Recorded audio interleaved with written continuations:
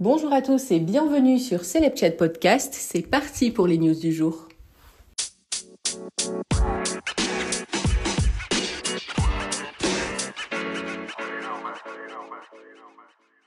Le palais de Buckingham a récemment annoncé que le roi Charles III souffrait d'une forme de cancer. Invitée par Le Télégraphe à s'exprimer sur l'état de santé du monarque, la correspondante royale Ingrid Seward en a profité pour évoquer les relations qu'entretiennent l'époux de Camilla et le prince Harry, son fils. Au cours de son interview, l'experte a également analysé la situation entre les deux fils du roi, Harry et William. L'occasion de revenir sur les lourdes révélations du duc de Sussex à propos de Kate Middleton dans son livre Le Suppléant. Des mots qui auraient particulièrement touché le prince William. Dans ses mémoires, Harry accuse en effet sa belle-sœur d'avoir blessé Meghan Markle à plusieurs reprises. Évidemment, tout cela nous ramène à Meghan, n'est-ce pas ? A confié Ingrid Seward avant de présenter une théorie. Peut-être qu'Harry était un peu amoureux de Kate. Et de nuancer, je ne veux pas dire physiquement, mais mentalement sûrement. Harry a toujours voulu une sœur. Avant de rencontrer son épouse, Harry passait la majorité de son temps en compagnie de William et Kate. Selon l'autrice, il a toujours voulu une sœur, comme il l'a dit à Diana. Psychologiquement, je pense qu'il adorait Kate et qu'il était toujours là, à Kensington Palace, à regarder dans leur frigo et à dire « Qu'est-ce qu'on mange ce soir ?» Mais tout aurait changé avec l'arrivée de Meghan Markle. Je pense qu'elle devait être incroyablement envieuse et jalouse de Kate. J'ai entendu dire d'ailleurs que Meghan pensait vraiment devenir princesse et vivre au château de Windsor.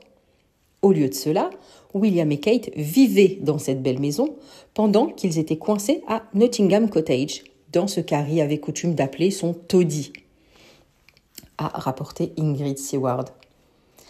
À ce jour, la correspondante royale semble d'ailleurs penser qu'aucune réconciliation n'est possible. Il ne faut jamais dire jamais, mais ce n'est pas si facile, car ils sont à des kilomètres les uns des autres, au sens propre comme au figuré. Cyril Hanouna animait un nouveau numéro de Touche pas à mon poste sur C8, l'occasion pour le trublion du PAF de revenir sur les récentes décisions de Muriel Robin concernant sa collaboration avec Pierre Palmade. Pour rappel, l'humoriste de 55 ans a provoqué un terrible accident sur une route départementale de Seine-et-Marne en février 2023. Souvenez-vous, un drame qui a fait 3 blessés graves, dont un enfant et une femme enceinte qui a perdu son bébé d'ailleurs. Depuis, certains proches du comédien testés positifs à la cocaïne au moment des faits semblent lui tourner le dos. Muriel Robin, son amie de longue date, ne veut visiblement plus faire partie de la vie de l'artiste. Elle aurait d'ailleurs demandé aux télé et radios de ne plus diffuser les œuvres où elle a collaboré avec lui. Un sujet qui n'a pas manqué de faire réagir les chroniqueurs de Cyril Hanouna. Et selon Myriam Palomba, Muriel Robin ne veut plus que son nom soit associé à celui de Pierre Palmade. Ainsi, tous les sketchs qu'il lui a fait et toutes les pièces auxquelles elle a participé avec lui, c'est fini, estime la journaliste qui précise que cela risque d'avoir un impact sur la situation financière de l'humoriste qui vivait beaucoup des droits d'auteur. Outré par le comportement de Muriel Robin, Raymond Abou, un des chroniqueurs de Cyril Hanouna, condamne l'actrice qui, d'après lui, n'a pas une bonne mentalité. Elle fait la Java pendant des années avec Pierre Palmade. Pendant des années, elle a dit que c'était son meilleur pote. Je ne cautionne pas ce qu'il a fait. Il a merdé. Et je veux qu'il soit jugé pour ça. Mais l'abandonner comme ça et le lâcher, c'est nul. Il ne faut pas le renier, assure-t-il. En accord avec son chroniqueur, Cyril Hanouna n'a pas caché son dégoût pour la comédienne. Une amie comme Muriel Robin, moi je n'en veux pas, a-t-il conclu. L'intéressé appréciera sûrement. Ce 12 février 2024, comme le rapporte Europe 1, un homme âgé de 20 ans s'est présenté à la porte de l'Accor Hotel Arena à Paris 12e et a demandé à voir Booba au vigile qui gardait l'entrée. Si Booba s'est bien produit en live à Paris-Bercy en 2016, eh bien ce soir-là c'était Laura Pausini, la chanteuse italienne, qui s'y produisait. Sans doute très déçu de l'apprendre, l'homme a alors sorti une arme de poing et s'est mis à tirer, en tout à 14 reprises, en direction de la salle. Heureusement, les coups de feu sur les fenêtres de la salle de concert n'ont fait aucun blessé. Les 2 vigiles sont parvenus à lui faire ranger son arme. L'individu ne semblait pas jouir de toutes ses facultés mentales et ce déséquilibré a été placé en garde à vue et les 2 hommes chargés de la sécurité ont déposé plainte. Mais il semblerait qu'une vraie boucherie ait été évitée. Un véritable arsenal de guerre a été retrouvé sur l'homme de 20 ans, à savoir 18 étuis de calibre 7, un couteau à cran d'arrêt, un tournevis, de la résine de cannabis, ainsi que 300 € en liquide. Alors on se demande, mais que voulait-il au rappeur qui réside à Miami en Floride, de l'autre côté de l'Atlantique ?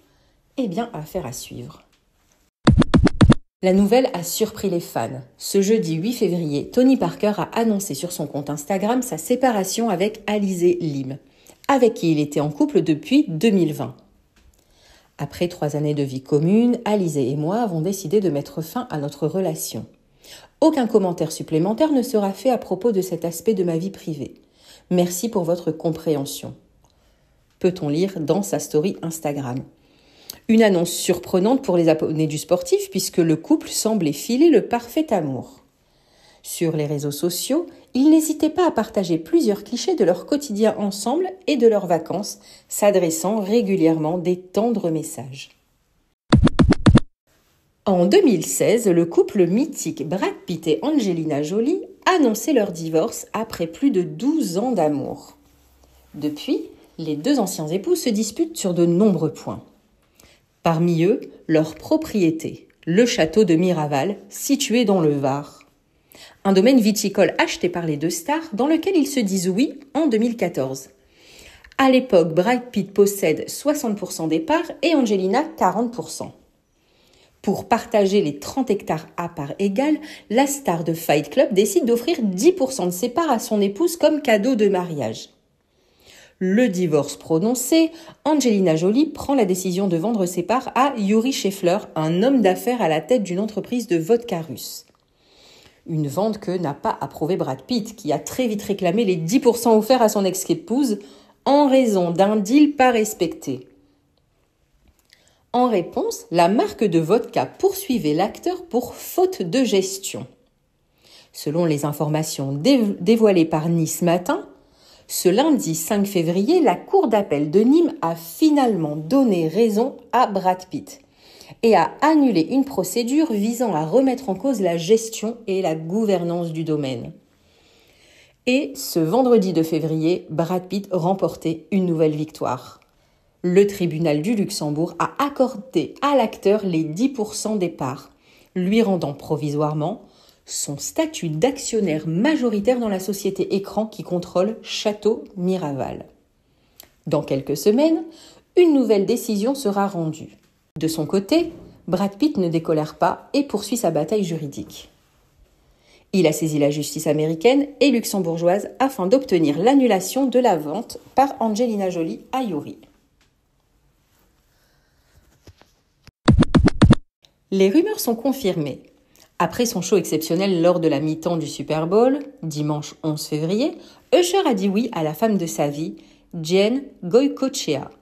Après 5 ans d'amour et l'arrivée de leurs 2 enfants, les tourtereaux ont sauté le pas à Las Vegas, baignant encore dans l'euphorie du Super Bowl. D'après les informations du magazine People, c'est la mère d'Usher qui a endossé le rôle de témoin pour la cérémonie express dans la Sin City. Si l'on ne sait pas qui a assisté à cette union surprise, la salle de fête choisie pouvait accueillir jusqu'à 30 personnes. Auprès du magazine américain, quelques jours avant son show, Usher avait déjà évoqué un potentiel mariage avec sa petite amie de longue date. Quand on trouve quelqu'un de bien, c'est tout de suite un honneur et un plaisir de partager sa vie. On s'est engagés ensemble pour toujours en ayant nos enfants. Il ne serait pas anodin pour nous de nous marier. C'est comme si on l'avait presque fait avec les enfants, vous comprenez ? Avait déclaré Usher. En couple depuis 2019, le chanteur de R&B de 45 ans et la productrice de musique ont accueilli 2 enfants ensemble. De son précédent mariage avec la styliste Tameka Foster, Usher est également père de 2 garçons. Et la loi des séries se poursuit, faisant monter le niveau d'anxiété des célébrités. Je vous disais dans les précédents épisodes qu'après Nikos Aliagas, Bruno Guillon, Cyril Lignac, Vita, Anne-Sophie Lapix, Alexandre Letellier ou encore Jean-François Piège, le compagnon d'Aya Nakamura, le producteur de musique Vladimir Boudnikov, a à son tour été victime d'un homejacking. Selon le Parisien, 4 individus ont pénétré illégalement dans le logement de Vladimir, situé à Rosny-sous-Bois en Seine-Saint-Denis, aux alentours de 23h40, et sont tombés nez à nez avec le propriétaire des lieux. Les malfaiteurs ont alors asséné 2 coups de crosse au producteur en visant son front avant de détruire son téléphone portable. Ce qui est intriguant, c'est que les hommes auraient simplement dérobé la sacoche de Vladimir Boudnikov avant de s'enfuir en voiture. La question se pose dès lors de savoir ce que contenait ce petit sac. Une source proche du quotidien parle d'une centaine d'euros, mais avoue que l'affaire est encore nimbée de mystères. Le producteur a été conduit à l'hôpital et son état de santé ne présentait aucune inquiétude. On imagine toutefois le choc ressenti. Aya Nakamura, elle, n'était pas présente au moment des faits. Pour l'heure, aucun des deux n'a encore réagi publiquement, mais l'enquête a déjà été confiée par le parquet de Bobigny à la police judiciaire de Seine-Saint-Denis. Grande reine du clash, Rachida Dati enchaîne les sorties musclées mieux que personne au gouvernement. En effet, la nouvelle ministre de la Culture n'en loupe pas une quand il s'agit de rentrer dans le lard de ses opposants. Très souvent, l'ex-proche de Nicolas Sarkozy s'en prend à sa meilleure ennemie, Anne Hidalgo. Mais pas seulement. Rachida Dati a été aperçue là où on n'aurait jamais pensé la trouver. Et pourtant, la ministre du gouvernement, Attal, était invitée sur l'émission rap du moment, DVM Show. Un nouveau programme lancé sur Twitch qui rencontre déjà beaucoup de succès. Aya Nakamura, Kobalade ou encore Dadju, nombreux sont les artistes qui se rendent tour à tour sur le plateau. Hier, c'était à Rachida Dati d'aller prendre quelques leçons auprès des meilleurs. Ce lundi 12 février, alors qu'un nouvel épisode était en direct sur la plateforme, l'un des animateurs a lancé « Faites du bruit pour Rachida Dati », introduisant l'élu de droite à la surprise générale.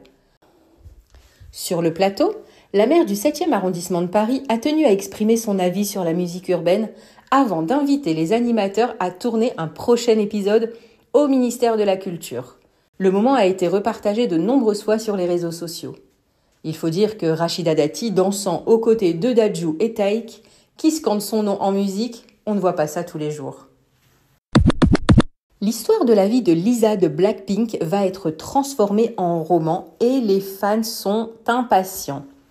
Selon le rapport, le premier roman français sur les coulisses de la K-pop se concentrera sur l'histoire de Lisa de Blackpink.